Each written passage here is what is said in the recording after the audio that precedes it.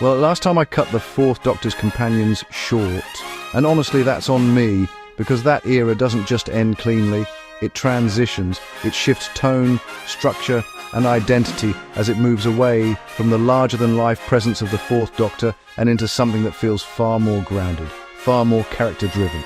This isn't just a new Doctor, it's a new direction, the way it should have been. Because after that era, the show couldn't keep doing the same thing. It had to recalibrate. The stories start leaning more into consequence, more into continuity, and most importantly, more into how these adventures affect the people traveling with the Doctor.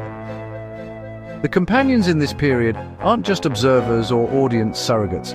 They're participants who carry the weight of what they experience. And unlike earlier eras where things reset week to week, here, things stick, trauma sticks, loss sticks, mistakes stick. This is where the new beginning really takes shape, not just in tone, but in how companions are written. They're not just there for the ride anymore, they're shaped by it, sometimes permanently.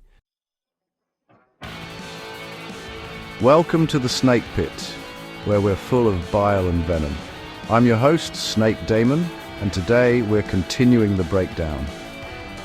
Looking at the biggest challenges faced by the companions as we move into this transitional era of Doctor Who. Let's start with Adric, and yeah, I'm not going to sugarcoat it, I've never been able to stand him, but if we actually break him down properly, there is something there, even if the show never fully capitalizes on it. Adric's biggest challenge is immaturity, but not in the simple, he's a kid sense, and it's deeper than that. He's intelligent, arguably one of the most academically gifted companions the Doctor has ever had. But that intelligence creates its own problem. He knows he's smart, and because of that, he believes he should be treated as an equal. The issue is he hasn't earned that yet.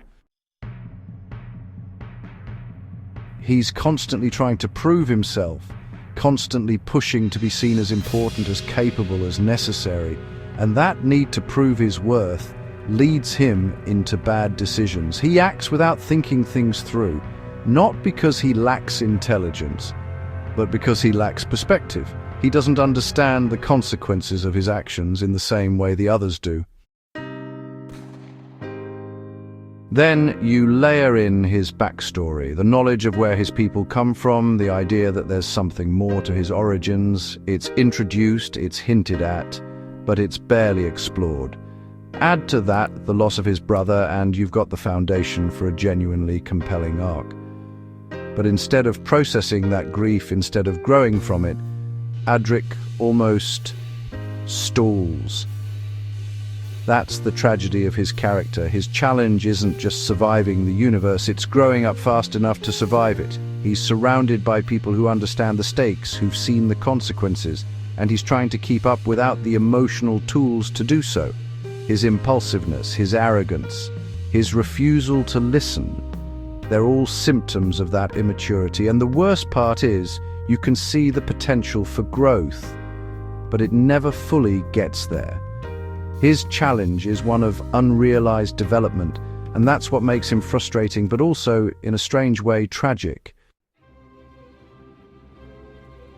Now, compare that to Nyssa, who might just be one of the most quietly devastating companions the show has ever had.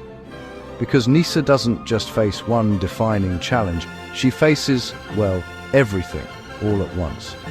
She loses her entire world, not just her home planet, but the surrounding systems, her way of life, everything she's ever known. She loses her father, she loses her stepmother, she loses any sense of stability or belonging. And honestly, that alone would be enough to define most characters. But then the show takes it one step further, because the man responsible for all of it, the one who destroys her life, doesn't just remain some distant villain. The Master takes her father's body. He walks around wearing his face, speaking with his voice, existing as a constant reminder of everything she's lost. That's not just loss, that's psychological torment. Every time she sees him, She's forced to confront that trauma again. It's grief that never gets closure, because the image of her father is still there, twisted into something monstrous. It's violation on a deeply personal level, because even her memories are no longer safe from being corrupted. And yet, Nyssa doesn't break. That's what makes her so compelling. She internalizes it, she carries it, she continues to function, continues to help, continues to support the Doctor and the others, even though she has every reason to fall apart. Her challenge is enduring loss on a scale most companions never experience, while still maintaining her sense of self. It's not loud, it's not dramatic, but it's constant. She represents a different kind of strength, the kind that doesn't come from fighting back, but from continuing to move forward when everything has been taken from you. And then we get to Tegan Jovanka, and with Tegan, everything becomes cumulative, because her challenge isn't one defining moment, it's the relentless build-up of trauma over time. It starts with the loss of her aunt, which is already a harsh introduction to traveling with the Doctor, but instead of easing her in, the universe just keeps piling things on. Death, destruction, danger, story after story. She's exposed to situations that chip away at her mentally and emotionally. By the time you reach something like Resurrection of the Daleks, she's not just shocked anymore, she's exhausted.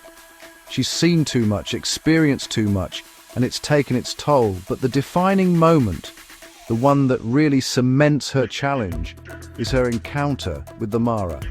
Because that's not just danger, that's invasion. The Mara doesn't just attack her physically, it gets inside her mind. It uses her, speaks through her, manipulates her thoughts, her identity, her sense of self.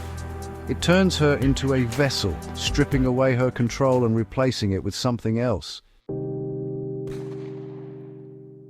And the important thing here is that it doesn't just end when the Mara is gone. That kind of experience lingers. It leaves scars. It creates doubt about your own thoughts, your own feelings, your own identity.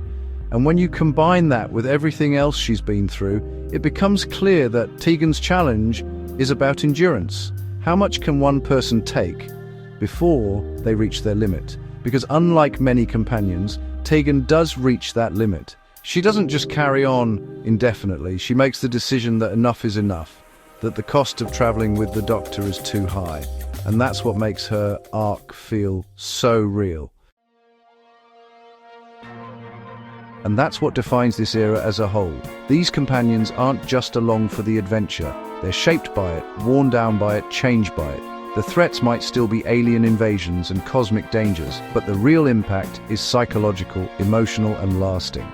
Thanks for dropping by the Snake Pit, where we thrive on untapped potential and lost opportunities. Don't forget to subscribe and hit that bell, like the video, and leave your opinion in the comments, where naturally I won't read them. Until next time, stay venomous.